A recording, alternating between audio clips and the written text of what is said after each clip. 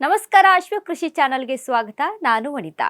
ಅಡಿಕೆ ಬೆಳೆಯು ಹೆಚ್ಚಾಗಿ ಬೆಳೀತಾ ಇದ್ದಾರೆ. ಅದರ ಜೊತೆಗೆ ಈ ಬೆಳೆಗೆ ಎಲೆ ಚುಕ್ಕೆ ರೋಗವು ಸಹಿತ ಅತಿಯಾಗಿ ಕಂಡುಬರುತ್ತಿದೆ.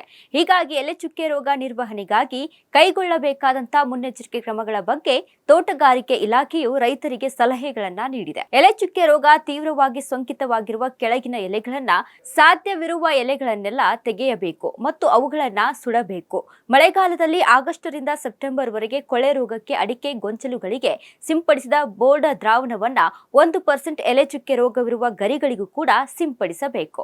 ಇನ್ನು ಸೆಪ್ಟೆಂಬರ್ ಅಕ್ಟೋಬರ್ ತಿಂಗಳಿನಲ್ಲಿ ರೋಗ ಕಂಡು ಬಂದರೆ ಮೊದಲ ಸುತ್ತಿನ ಪ್ರೊಪಿಕೊನಜೋಲ್ 25% ಇಸಿ 1 ಮಿಲಿಮೀಟರ್ ಪ್ರತಿ ಲೀಟರ್ಗೆ ನೀರಿಗೆ ಅಥವಾ ಟೆಬುಕೊನಜೋಲ್ 1 ಮಿಲಿಲೀಟರ್ ಪ್ರತಿ ಲೀಟರ್ ನೀರಿಗೆ ಬೆರೆಸಿ ಸಿಂಪಡಣೆ ಮಾಡಬೇಕು.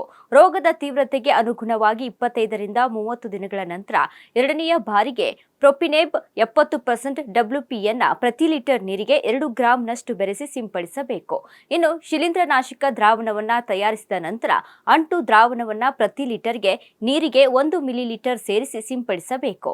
ಇನ್ನು ಪೋಷಕಾಂಶಗಳ ನಿರ್ವಹಣೆಗಾಗಿ ಮಣ್ಣಿನ ಪರೀಕ್ಷೆಯ ದತ್ತಾಂಶದ ಆಧಾರದ ಮೇಲೆ ಶಿಫಾರಸು ಮಾಡಲಾದ ರಸಗೊಬ್ಬರಗಳನ್ನ 100 ಗ್ರಾಂ ಸಾರಜನಕ, 40 ಗ್ರಾಂ ರಂಜಕ, 140 ಗ್ರಾಂ ಪೊಟ್ಯಾಷ್ ಗೊಬ್ಬರವನ್ನ 1 ವರ್ಷಕ್ಕೆ ಪ್ರತಿ ಗಿಡಕ್ಕೆ ಬಳಸಬಹುದು. ಸುಣ್ಣದ ಅನ್ವಯದೊಂದಿಗೆ ಮಣ್ಣಿನ pH ಅನ್ನ ತಟಸ್ಥವಾಗಿ ಹೊಂದಿಸಬಹುದು ಎಂದು ತೋಟಗಾರಿಕೆ ನಿರ್ದೇಶಕರು ತಿಳಿಸಿದ್ದಾರೆ. ಇನ್ನು ಆದಷ್ಟು ಸಾವಯವ ಕೃಷಿ ಪದ್ಧತಿಯಲ್ಲಿ ಸಾವಯವ ಗೊಬ್ಬರಗಳನ್ನು ಬಳಸಿ ನಿರ್ವಹಣೆ ಮಾಡಿಕೊಳ್ಳುವುದು ತುಂಬಾ ಉತ್ತಮ.